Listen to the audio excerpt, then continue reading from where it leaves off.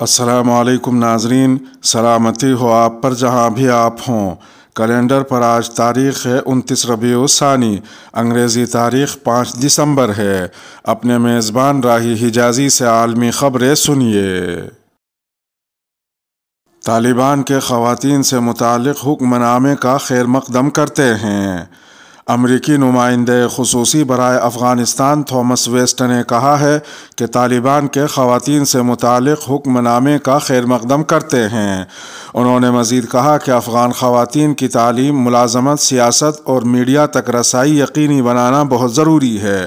امریکی نمائندہ Thomas West کا ایک بیان میں کہنا تھا کہ افغان خواتین کے تمام شعبوں تک رسائی کو یقینی بنانے پر کام جاری رہنا چاہیے۔ خیال رہے کہ طالبان حکومت نے خواتین کے حقوق سے متعلق حکم نامہ گزشتہ روز جاری کیا تھا، جس میں ہدایت کی گئی ہے کہ لڑکیوں کی شادی کے لیے ان کی رضامندی حاصل کرنا ضروری ہے۔ حکم نامے کی خلاف ورزی کرنے والوں کو سزائیں دی جائیں گی۔ حکم نامے میں یہ بھی کہا گیا کہ خواتین کو زبردستی شادی پر مجبور نہیں کیا جانا چاہیے اور بیواؤں کو ان کے مرحوم شوہر کی جائیداد میں حصہ ملنا چاہیے۔ موسم سرما کی شدت میں اضافہ، لاکھوں افغان فوری امداد کے منتظر۔ ایسے میں جبکہ افغانستان میں موسم سرما کی شدت انتہائی درجے کی جانب بڑھ رہی ہے، عالمی ادارہ برائے مہاجرین یعنی UNHCR نے خبردار کیا ہے کہ لاکھوں افغان بھوک اور فاقہ کشی کا شکار ہیں جنہیں امداد کی فوری ضرورت ہے۔ اطلاعات کے مطابق پہلے ہی افغانستان میں درجہ حرارت 0 سے کہیں نیچے جا چکا ہے، جبکہ -25 ڈگری سیلسیس تک جانے کی پیش گوئی کی گئی ہے۔ ادارے نے انتباہ جاری کیا کہ تنازع اور لڑائی کے نتیجے میں اندرون ملک بے دخل ہونے والے 35 لاکھ سے زائد افغانوں کے پاس شدت اختیار کرتے ہوئے موسم کے مقابلے میں درکار خوراک، پناہ گاہ اور گرم کپڑے نہیں ہیں۔ ادارے کے ترجمان بابر بلوچ نے کہا ہے کہ اندرون ملک بے دخل ہونے والے بے شمار خاندان ایسے ہیں جنہیں پناہ گاہوں، گرم کپڑوں، ایندھن اور ہیٹرز کی فوری ضرورت ہے۔ انہوں نے بتایا کہ ان کے پاس کھانے پینے کی اشیاء نہیں ہے، جبکہ طبی رسد اور زندگی بچانے کے ضروری سامان کی امداد بھی فراہم نہیں ہو پا رہی ہے۔ اقوام متحدہ کے ہائی کمشنر برائے مہاجرین کے ذرائع نے بتایا ہے کہ ترجمان حال ہی میں افغانستان کا تفصیلی دورہ کر کے واپس جنیوا لوٹے ہیں۔ ترجمان نے بتایا کہ انہوں نے مختلف علاقوں میں بے روزگاری اور مایوسی کے دل سوز مناظر دیکھے ہیں۔ بابر بلوچ کے بقول افغانستان میں انسانی بحران روزانہ کی بنیاد پر سخت تر ہوتا جا رہا ہے۔ یقینی طور پر بھوک کے سائے ناقابل بیان سطح تک پھیل چکے ہیں۔ 2 کروڑ 30 لاکھ لوگوں کو یعنی ملک کی آبادی کے 55% کو سخت فاقہ کشی کا سامنا ہے، جبکہ تقریباً 90 لاکھ نفوس کو قحط سالی درپیش ہے۔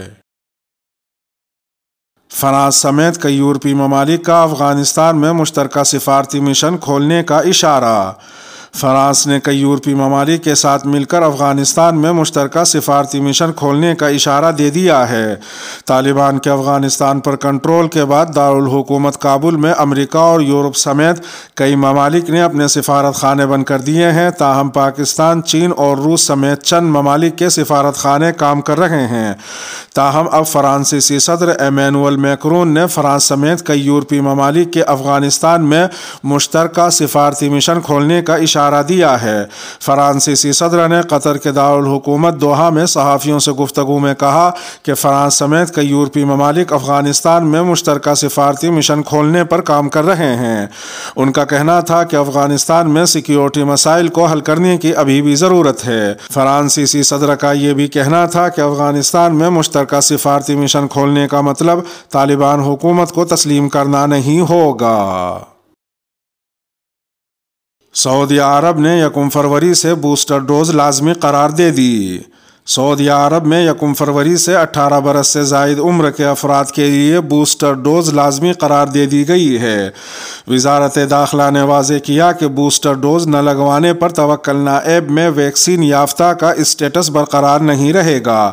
ویکسینیٹڈ کا اسٹیٹس برقرار رکھنے کے لیے بوسٹر ڈوز لازمی ہے۔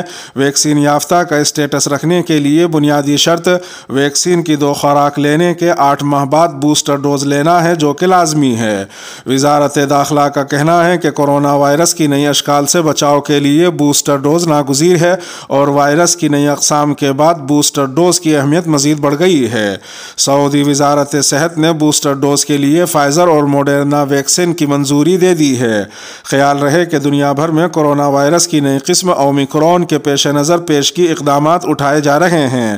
سعودی عرب میں بھی شہریوں کو ہدایت کی گئی ہے کہ وہ SOPs پر عمل کریں۔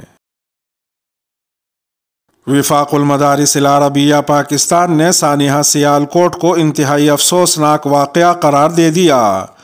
وفاق المدارس العربیہ پاکستان کے مرکزی قائدین مولانا مفتی محمد تقی عثمانی، مولانا انوار الحق، مولانا محمد حنیف جالندھری اور دیگر نے سیالکوٹ واقعے کی مذمت کرتے ہوئے اسے انتہائی افسوسناک قرار دیا۔ انہوں نے کہا کہ توہین رسالت اور توہین مذہب انتہائی سنگین جرم ہے، لیکن ملزم سے اس کے ارتکاب کے ثبوت بھی اتنے ہی مضبوط ہونے ضروری ہیں۔ وفاق المدارس کے قائدین نے کہا کہ کسی کو بھی قانون ہاتھ میں لینے کی ہرگز اجازت نہیں دی جا سکتی۔ انسداد توہین رسالت سمیت دیگر قوانین کا نفاذ اور عدل و انصاف کا مثالی نظام اس قسم کے واقعات کی روک تھام کا واحد ذریعہ ہیں۔ عوام کا نظام عدل و انصاف پر اعتماد بحال کیا جانا بھی ضروری ہے۔ قائدین نے مطالبہ کیا کہ اس واقعے کی مکمل تحقیقات کرائی جائیں اور مجرموں کو عبرتناک سزا دی جائے۔ قائدین وفاق المدارس نے سری لنکا کی حکومت، عوام اور مقتول کے خاندان سے اس واقعے پر افسوس کا اظہار کیا ہے۔ ادھر دوسری طرف وزیر اعظم پاکستان عمران خان نے سری لنکا کے صدر سے ٹیلی فونک رابطہ کیا اور انہیں اس بات کا یقین دلایا کہ حکومت پاکستان واقعے کو سنجیدگی سے دیکھ رہی ہے۔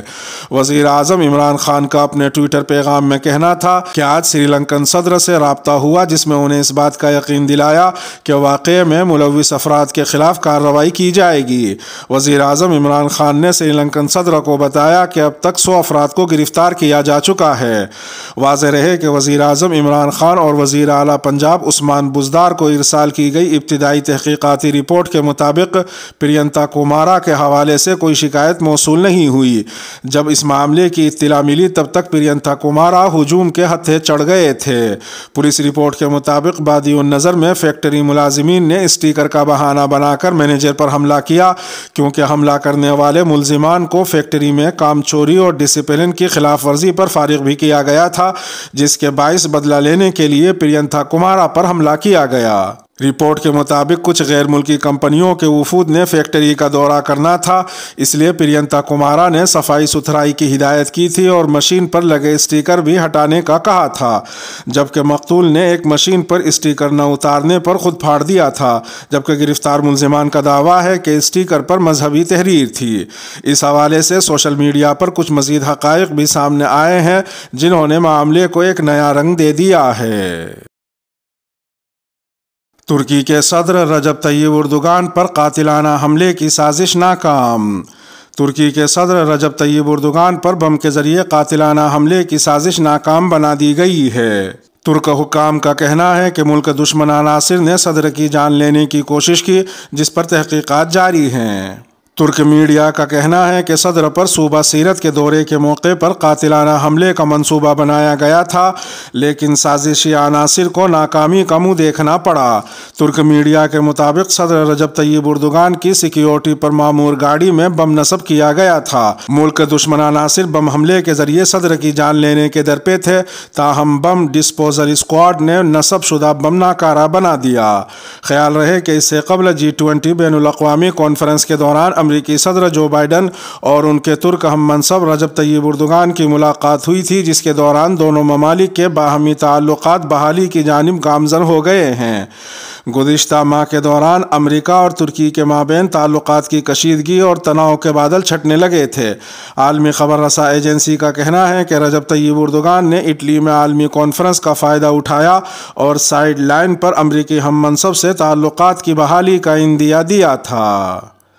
اس کے ساتھ ہی خبروں کا اختتام ہوا۔ ویڈیو کو آخر تک ملاحظہ فرمانے پر شکریہ۔ ملتے ہیں شام 7 بجے انڈیا کی خبروں والی اگلی ویڈیو میں، اور اگر آپ 7 بجے کے بعد یہ ویڈیو دیکھ رہے ہوں تو وہ ویڈیو آپ کی اسکرین پر نمودار ہو رہی ہوگی۔ تھمبنیل پر ٹچ کر آج کی انڈیا کی خبریں بھی سن سکتے ہیں۔ اپنے میزبان راہی حجازی کو اب دیجیے اجازت۔ سلامتی ہو آپ پر جہاں بھی آپ ہوں۔